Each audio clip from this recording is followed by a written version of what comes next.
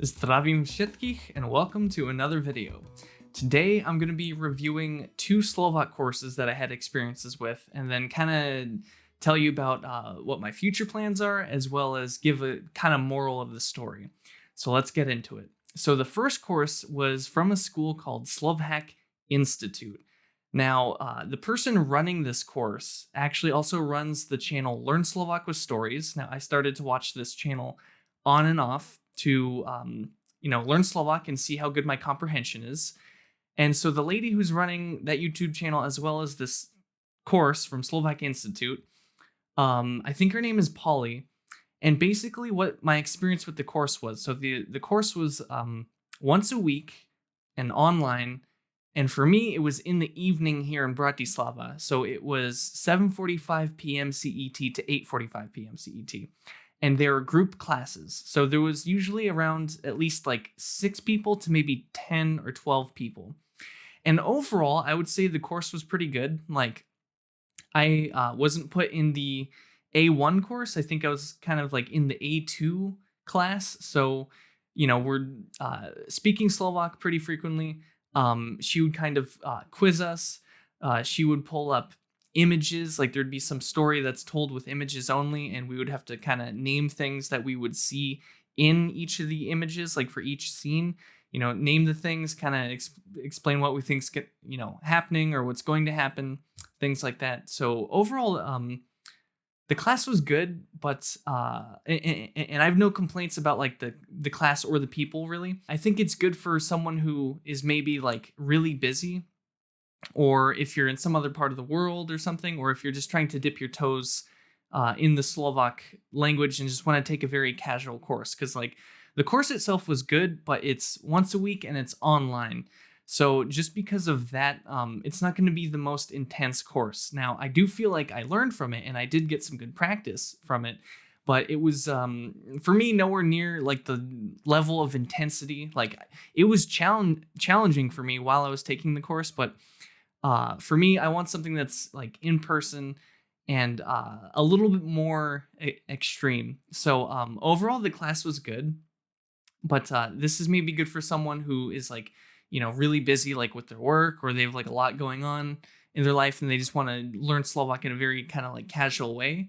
The class was good for that. But overall, Polly was great. She was a great teacher. I have nothing but good things to say like about her and how the class was set up.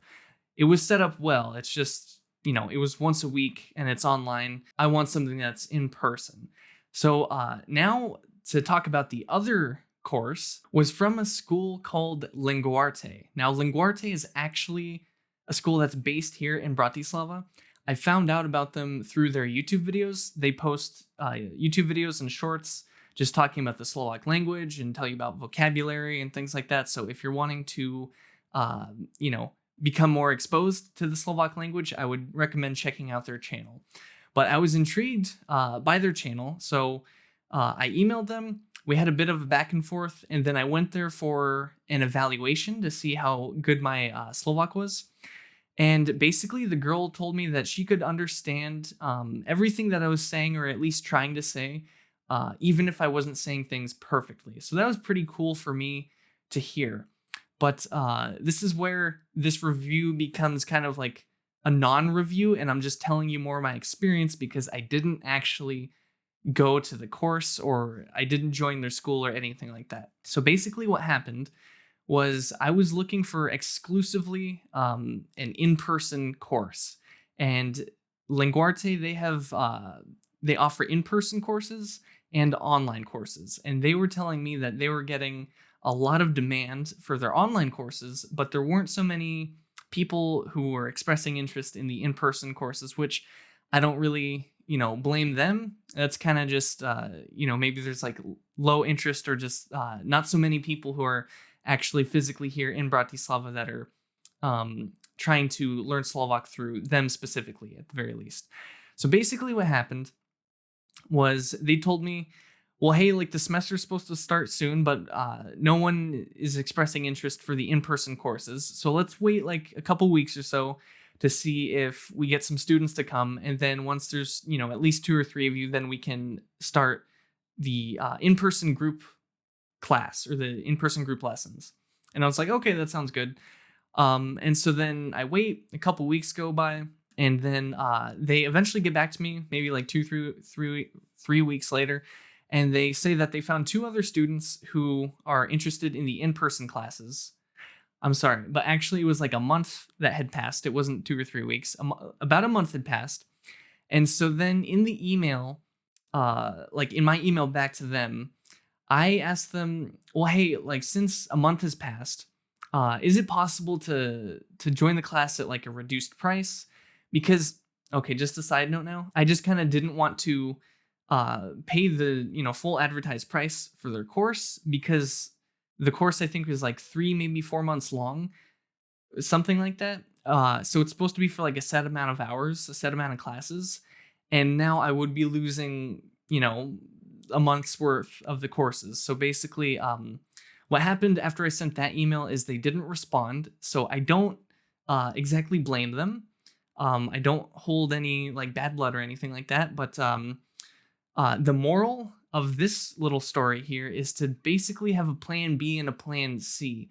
I was pretty busy with work at the time, so I didn't really come up with a plan B or a plan C. So I kind of just like let that fall, and I continued with the online courses with the SlovHack Instituite with Polly, and that was good. But I'm still looking for something that's a little bit more intense. I emailed a couple of schools, and I think I found a couple options, but I'm going to be talking about that more in a future video. I just wanted to do this brief review and I guess like story or personal experience about Linguarte. I otherwise have no complaints at all from either of the schools. Both of them were very professional and cordial and things like that. So both of these schools are run by like very good people, it seems.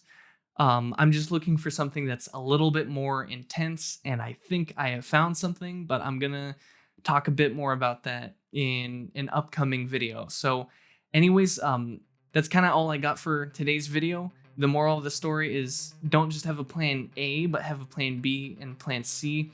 Don't always put all of your eggs in one basket. So I hope you got something out of this. Thank you for watching, and I will see you next time. Ciao for now. Mr. Sturba out.